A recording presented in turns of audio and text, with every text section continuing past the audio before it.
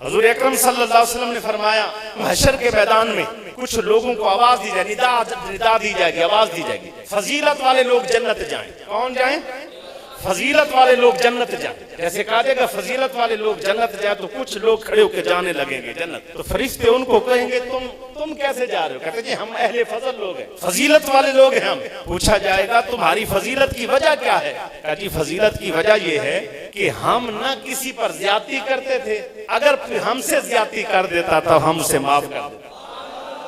اللہ سے پوچھو یہ فضیلت کی بات ہے تو پھر ہم جنت جائیں، اگر یہ نہیں ہے تو ہم بیٹھ جاتے ہیں۔ اللہ سے پوچھا جاتا ہے یا اللہ واقعی کہا اہل فضل لوگ وہی ہیں جن سے زیادتی کی جائے معاف کر دیتے ہیں، اور اب جو ان پر زیادتی کی جائے اس پر صبر کر۔ اعلان ہوا کہ صابر لوگ جنت جائیں، کچھ لوگ کھڑے ہو کے جنت جا رہے ہیں۔ تمہیں کیسے پتا تم صبر کرنے والے ہو؟ کہتے ہیں جی ہمیں زنا کرنے پر ابھارا گیا، ہمارا نفس ہمیں ابھارتا تھا، مواقع بھی تھے، سب کچھ تھے، لیکن ہم نے چھوڑ کر صرف یہ کام کیا، برداشت کیا، صبر کیا اور نافرمانی نہیں کی، تو ہم صبر والے ہیں۔ اب اللہ سے پوچھو اگر یہی صبر ہے تو پھر ہم اہل صبر ہیں، اگر یہ صبر نہیں ہے تو پھر نہیں، ہم بیٹھ جاتے ہیں۔ اللہ سے پوچھا گیا یا اللہ واقعی صبر کا معنی یہی ہے جو گناہوں سے اپنے آپ کو بچائے؟ کہا معنی تو یہی ہے، کہ جاؤ جنت بغیر حساب و کتاب جائے۔ اب اعلان ہوا حشر کے میدان میں اللہ کے پڑوسی کھڑے ہو جائیں، اللہ کے پڑوسی کھڑے ہو جائیں۔ اللہ کا پڑوس کس کو ملے بھائی؟ اللہ کے پڑوسی کھڑے ہو جائیں، کچھ بندے کھڑے ہو جائیں گے۔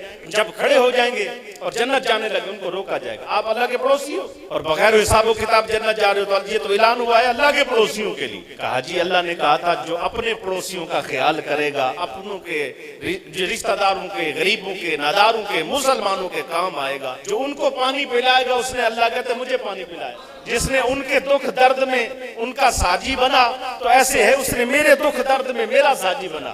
تو ہم نے ہمسایوں کا خیال کیا ہے، اسی لیے ہم ہی تو اللہ کے ہمسائے ہیں۔ اللہ فرمائے گا واقعی صحیح کر ان کو جانے دو جنت۔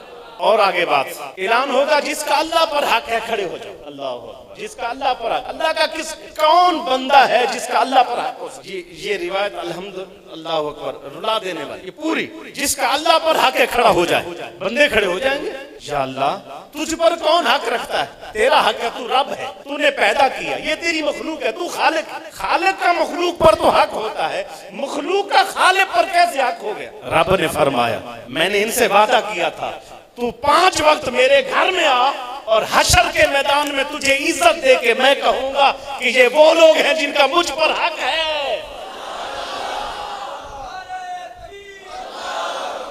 8 چیزیں ایسی ہیں، 8 چیزوں کے بارے میں حکم ہے کہ کوئی بندہ یہ چاہے کہ زندگی میں تہجد نہ پڑھے، زندگی میں یہ ایسے نہیں مل جاتی کوئی چیز، زندگی میں تہجد نہ پڑھے لیکن اس کے نام اعمال میں ایک بار بھی تہجد قضا نہ ہو، زندگی میں ایک بھی تہجد نہیں پڑھی اس نے لیکن نام اعمال میں اس کی پوری زندگی میں نماز تہجد قضا نہ ہو۔ پوچھا گیا وہ کون سا عمل ہے کہ اگر وہ کر رہے ہیں؟ کہا بات یہ ہے فرض نماز پڑھتے رہو اور اللہ کی نافرمانی سے بچتے رہو، قیامت والے دن تم سے بڑا تہجد گزار کوئی نہیں ہوگا۔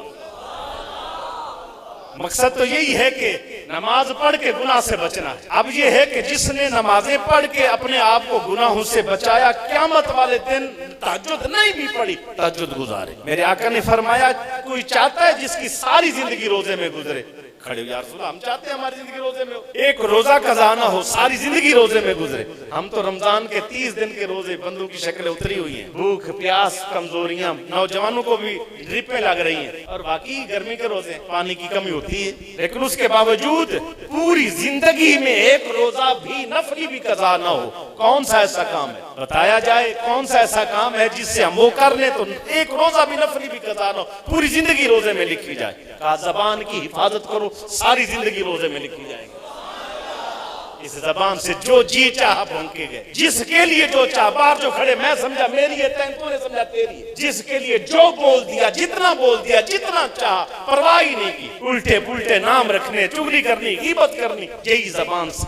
میرے آقا نے فرمایا کہ جب صبح ہوتی ہے زبان کے آگے پورے اعضاء ہاتھ باندھ کے کھڑے رہے، اتق اللہ، اے زبان تجھے اللہ کا جو ہے نا خوف ہو، اللہ سے ڈرتی رہنا، غلط تو چلے گی جہنم میں ہم چلے جائیں۔ ساری زندگی روزے میں گزارنی ہے، کیا کام کرو؟ زبان کی حفاظت. ساری زندگی جہاد میں گزارنا چاہتے ہو؟ بندوں نے چھلانگے ماری جی، ایک دن بھی جہاد سے بیر نہ ہو. کون سا کام کرو جو جہاد سے بیر نہ ہو؟ کہا سب سے بڑا جو جہاد ہے نا وہ نفس اور شیطان کے ساتھ لڑنا ہے. جس نے اپنے نفس پہ قابو پایا، جس نے شیطان کے کہنے کو جو ہے نا شیطان کے راستے پہ نہ چلا، اصل میں وہ مجاہدہ پوری زندگی ایک دن بھی اس کا ایسا نہیں ہوگا. 60 سالہ زندگی 60 سالہ جہاد کی. آقا نے فرمایا صلی اللہ علیہ وسلم، نادار ہو، غریب ہو، مسکین ہو، اللہ کے راستے پہ خرچ نہیں کر سکتے، اور تمہارا دل ہو کہ میں نے پوری زندگی اللہ کے راستے پر خرچ کیا اور کبھی بھی ایک دن بھی ایسا نہیں آیا کہ میں نے اللہ کے راستے پہ خرچ نہ کیا ہو. کوئی ایک کام وہ کام کرو، انشاءاللہ ایسا ہو جائے. پوچھا گیا وہ کیا کام ہے؟ کہا ہے جو تجھے علم جتنا ہے تیرے پاس وہ لوگوں کو سکھا. جتنا علم ہے لوگوں کو سکھا. چھٹی چیز، حج نہیں کیا لیکن ساری زندگی حج کا ثواب. کون سا ایسا کام ہے حج کیا نہیں ہے ساری زندگی حج کا ثواب پائیں؟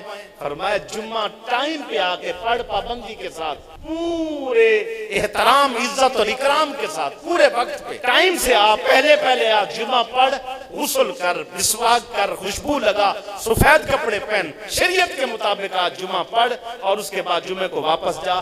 تو پوری زندگی جمعہ پڑھتا رہے.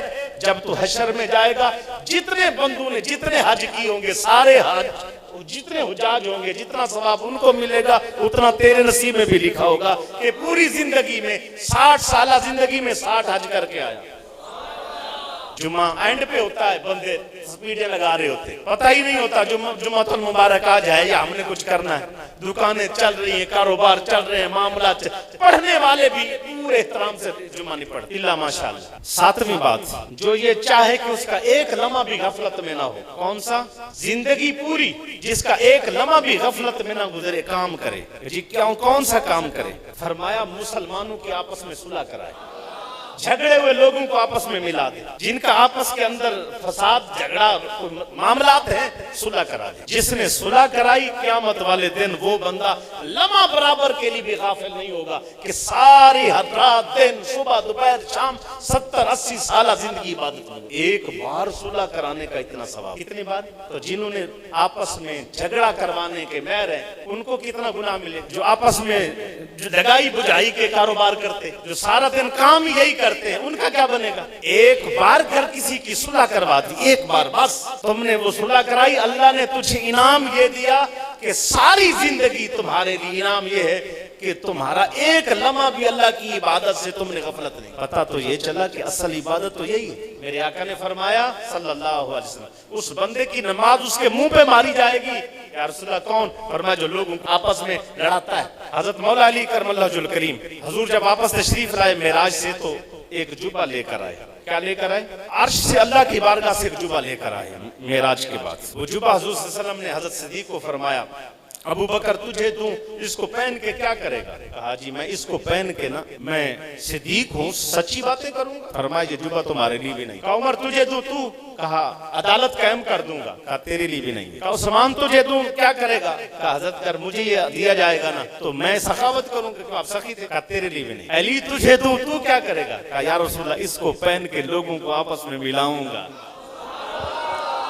جھگڑے ہوئے کو آپس میں صلح کراؤں گا، لوگوں کے عیبوں پہ پردہ ڈالوں گا، لوگوں کو آپس میں جو ہے نا ایک کرنے کی کوشش کروں گا. کہا اللہ نے یہ جبہ دیا اس کے لیے ہے، یہ ولایت کا جبہ ہے، جو مخلوق کو ملاتا جائے گا ولایت کا جبہ اسی کے لیے ہے قیامت تک کے لیے. آخری بات بھی یہی ہے، اس حدیث کی بھی آخری بات یہی ہے جو میں نے پہلے پیش کی. 8واں نمبر بھی یہی ہے کہ ابدال اولیاء اللہ کون سے ہوتے ہیں؟ جو ابدال اولیاء اللہ وہ کون سے ہوتے ہیں؟ وہ ابدال ولی وہ ہے جو اللہ کی مخلوق کو آپس میں جوڑتا ہے. اللہ مجھے آپ کو ہم سب کو رکھی لوگا نال فقیرہ، ایسا بینڈ کھلون، تو ہوویں تے حسن سارے نہ ہوویں تے رون.